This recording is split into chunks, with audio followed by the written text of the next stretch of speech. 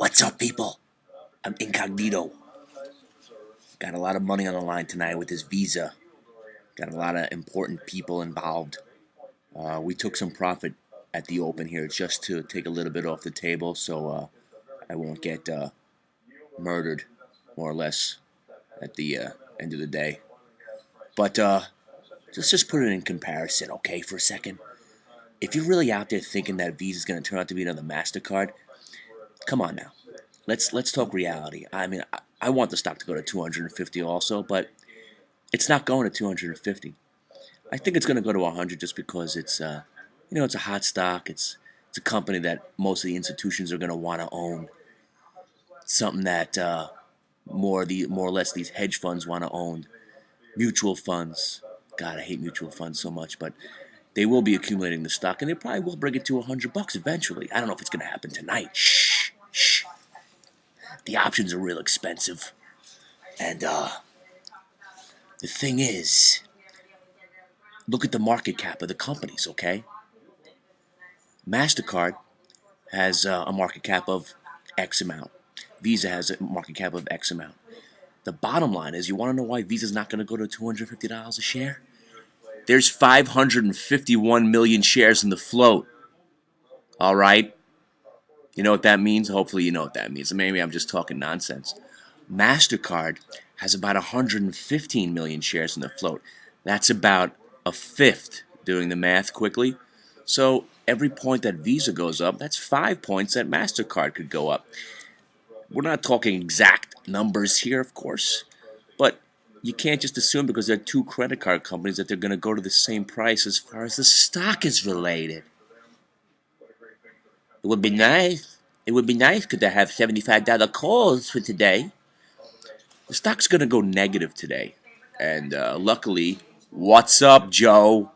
I got us out at 76.44. As soon as I sat down, saved you $5,000 already. I want to get paid.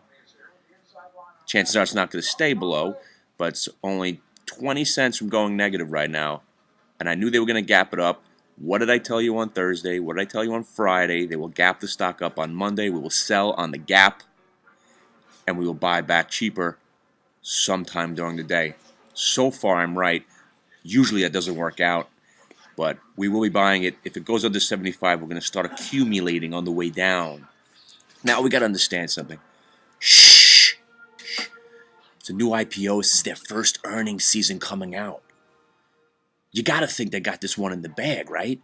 They've been waiting for a decade now to release this earnings report to show how big and powerful the company is. They paid $5 billion in advertising alone, this company. Come on now. You think they don't have this one locked up? Now all the analysts right now, they don't know what to project the numbers at because they've never reported numbers before. Now the question is, will Visa blow the cover off the ball, so to speak, using a cliche that Wall Street likes? What's the whisper number? Shh! The whisper number. What is it? What's the whisper number? I don't know. Shh, I think I've heard. Wait, shh. The point is, shh. As it goes down more, Joe, now I've saved you $5,800. Oh, it's going negative. If I was a trader and not making this video right now, I probably would have shorted it at 75.50 because that was a significant spot. But I'm not a trader right now. I'm just sitting and waiting. Sitting and waiting. It's about to go negative, Joe.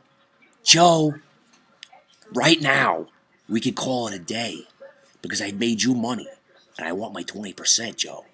And Yuri, I can buy you many packs of Lucky Strike cigarettes. I just saved you lots of money too. 76.44 we sold out, Joe. Joe and Yuri. Joe, Yuri. My voice from the old school. It's down $1.20 since we sold it. What does that mean? Joe saved you over $5,000, and Yuri, we're not even going to talk about it because you're probably not even supposed to be in this country, you crazy smoking cab driver friend that I have. I don't even know where this guy gets the money to pay for stocks, but he does supply me money into the nice silver suitcase every time he comes to my house. Look at that, it's negative, down by 1 cent. This guy sometimes knows what he's doing. What did I say? The market will, Monday, I told you Friday, Monday morning, they will gab these up to sucker some more people in to buy high on before the anticipation of the earnings report, and they will sell it off. Look at that. Oh, by the way, Rangers suck. Rangers might get swept here. Sports gambling. We could turn the show into a sports gambling site because the weekend, I don't bet on hockey because I don't even know how to bet on hockey. To lay goals. There's not that many goals scored. I don't even know how. Bottom line is, I know when the Yankees are going to lose. 3 in a row, that was. Oh, yeah. You never sweep a team when you're on the road. So when they won the first 2 games in Chicago, you knew they were going to lose that third game. Bang. And then they generally lose the opening games when they play in good teams this year. But whenever I'm gone, shh. Visa 7509. Now the story is, what's going to happen after this earnings report? I don't know. If I knew, then we would buy the options that would be priced accordingly, of course, right? But I know it's negative right now. It might be breaking 75. We could get our options cheaper now if we wanted to buy some more $75 calls. But the 75 calls are really, really expensive. Shh. You know why they're so expensive? Because the market makers of the specialists sold all the guys who are selling options right now. They know that everybody wants a piece of this Visa, and they know that most people can't afford a $75 stock. So why not jack up those $75 calls and try to suck as many people in as possible? Remember, if you're thinking about buying the options, you might as well pay an extra buck or so and go out a month and a half. Because if the earnings come out and the stock might go flat for all we know, I don't think so. I think we're going to get a 10% move out of the stock, which is only $7.50. So you're paying $4 or $5 for a $75 call. You gotta have a 10% move to even make any money. So you might as well go out a month just to give it a little bit more time to do something. What I'm thinking, and I have to assume this is what I'm thinking. Not that that really makes any difference now. Shh. Oh, look at that. It held. It held. It only went negative by 3 cents there, Joe. We should have been buying at 75, and it went to 75.03. That's how they get me. I had an order out there at 75, and it went to 75.03. Now it's 35. That's how they get me right there, live on television. That's how they get me. Now I don't want to pay $75.35 because I wanted to buy it at 75, and now it's going to try to go up. The bottom line is, Joe and Yuri, I know you have no idea what market float and market cap means, and all you care about is how much money I make you.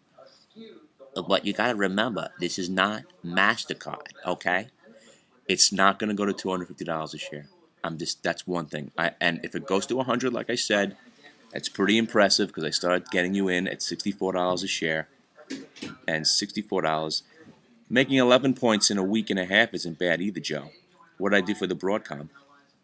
What did I do for the EXM? Even though you didn't want to participate in that one because you don't like Greeks. I don't know why you don't like Greeks. But, oh yeah, that's another one.